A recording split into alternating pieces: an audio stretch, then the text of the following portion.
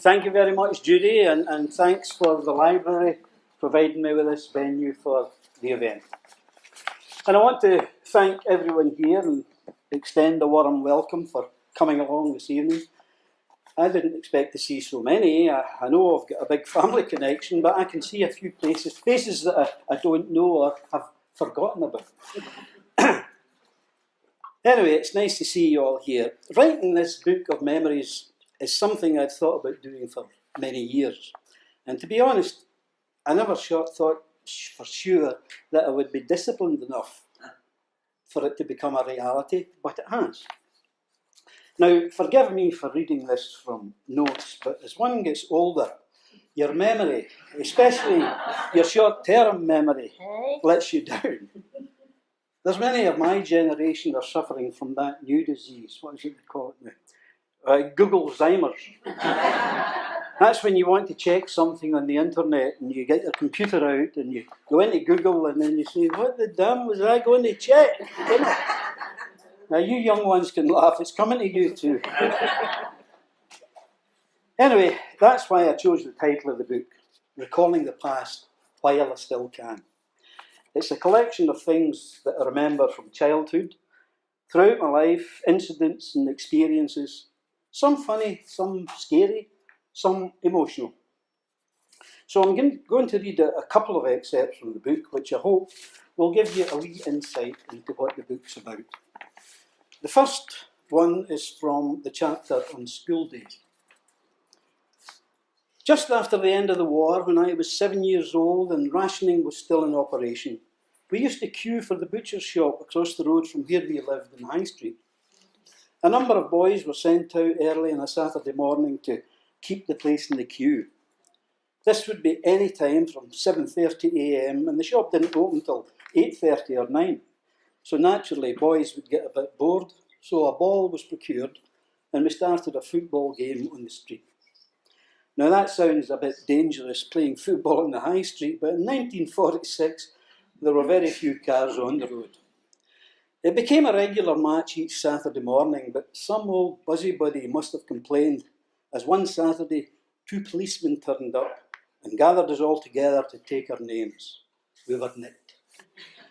One of my brother Jim's pals was a lad called Ian Martin, who was one of the team that Saturday, as was my brother Jim. Ian had an unfortunate name which lent itself to some poetic teasing, and we used to shout at him before we ran away. Look at Ian stonning peeing, look at Martin stonning farting. In consideration that my brother Jim was one of his close friends, I didn't participate in these chants. Well, sometimes. Ian had an elder brother who had recently entered the local police service. He knew that his dad would be very displeased, to say the least, if he got into any trouble with the constabulary. So he tried to make a getaway through a close. It was in vain, however, as he was caught and presumably faced the wrath of his father. I think it was the following Monday morning, 15 of us all appeared in court in a long line facing the Justice of the Peace. I was the smallest and the youngest at the end of the line, and the JP seemed to be sat quite high up in his desk. We got a stern lecture and a final warning that the football in the streets had to cease. We got off with just a reprimand. I don't think, therefore, that this court appearance constituted a criminal record. It was the afternoon before I went to school that day, and Miss Fitzpatrick wanted to know the reason for my absence in the morning. Please, miss, I was in the court.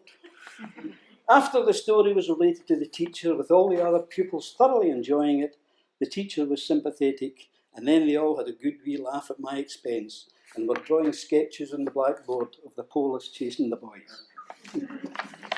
That's from the school days. The next excerpt is about my father, who was born in 1898 during the reign of Queen Victoria. So that made him eligible to be conscripted for the First World War. This year is the centenary of one of the worst battles of that conflict, the Battle of Passchendaele, 1917.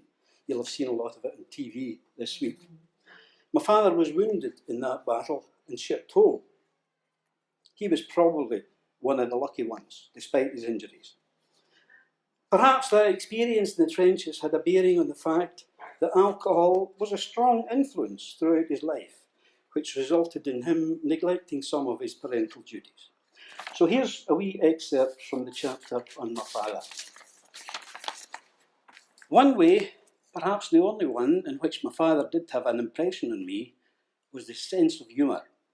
And I have inherited a bit of that, hopefully the good parts, but to be honest, I think the family are a bit bored with my attempts at humour.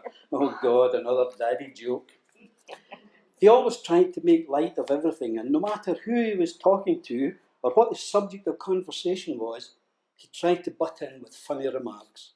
Sometimes they were funny, sometimes satirical, sometimes downright cruel and insensitive.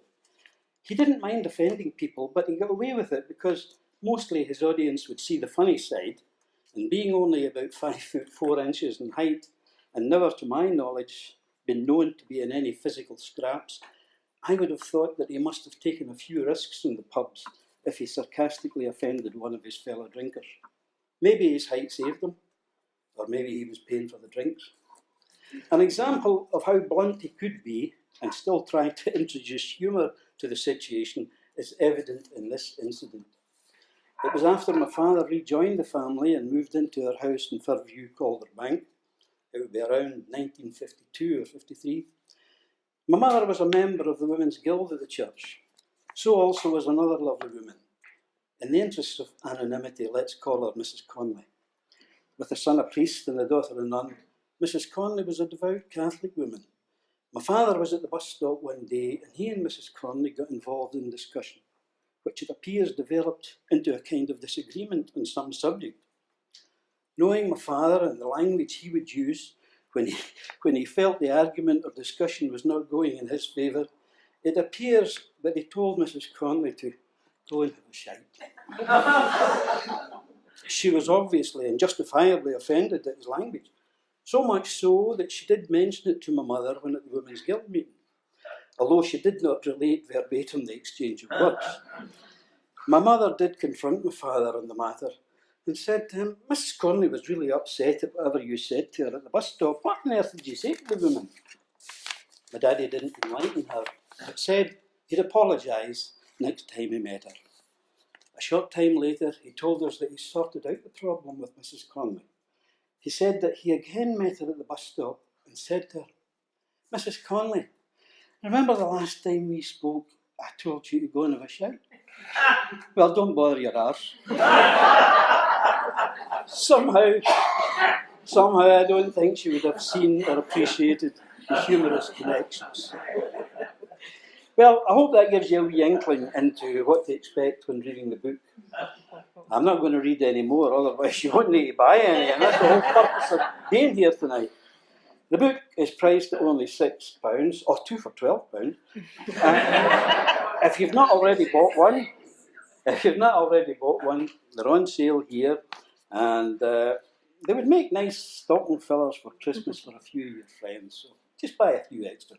I'll be pleased to sign your copy if you wish, and write any message you would like, and I'll be at the table for that purpose. So please have some more wine, and there's lots of tablet. I hope there's a lot of tablet left. And thank you again for coming, and thank you very much indeed. And I hope you enjoy the book.